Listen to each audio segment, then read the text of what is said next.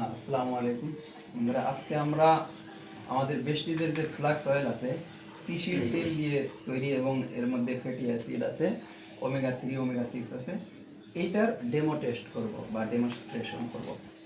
এটার ডেমো করব হলো আমাদের এই ক্যাপসুলটা ডেমো করব ককশিট দিয়ে। ককশিট হচ্ছে আমরা অনেকেই শোলা বলে চিনি।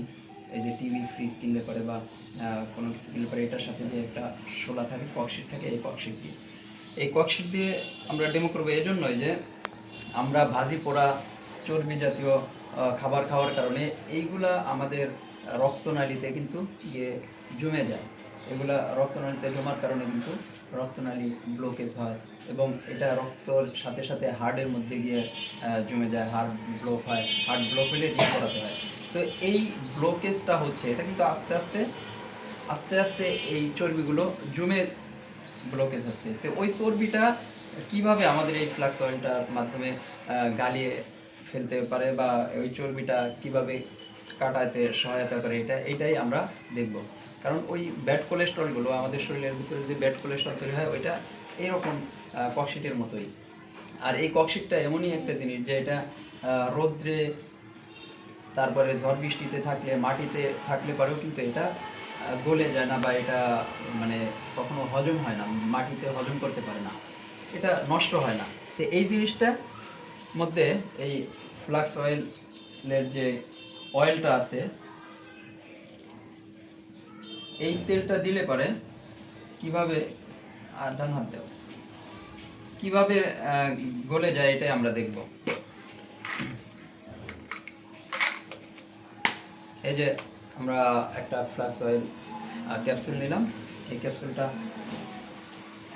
আমরা এই তিনজনের হাতেই দিছি। দেখেন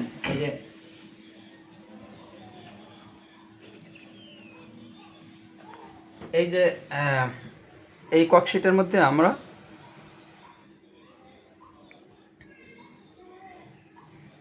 একটু দিয়ে দিলাম, 2 ফোঁটা দিছি, এখানে 2 ফোঁটা দিলাম, এখানে 3 ফোঁটা দিলাম, এখানে 3 ফোঁটা, 4 ফোঁটা এখানে।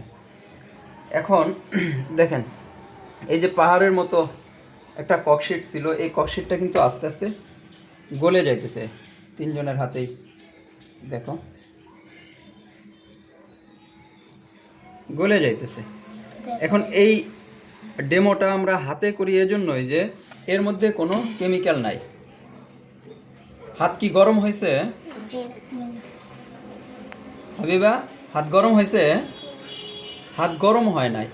যদি কেমিক্যাল থাকতো তাহলে কিন্তু কেমিক্যাল রিয়াকশনের যে একটা গরম বা ধাস, সেটা বুঝতে পারতো। এই জন্য আমরা এটা হাতে করি। এই যে এটা একদম গলে গেছে, এই যে এটা গলে গেছে। হ্যাঁ, এই যে গলে গেছে, গলতেছে। হ্যাঁ, কেমিক্যাল রিয়াকশনের কিন্তু একটা ধাপ আছে। যেমন আমরা ডিটারজেন্ট পাউডার যখন হাতে নিয়ে বালতিতে মিশানোর আগে একটু পানি লাগলে পরেই কিন্তু ওটা হাতে গরম হয়, গরম অনুভব করি।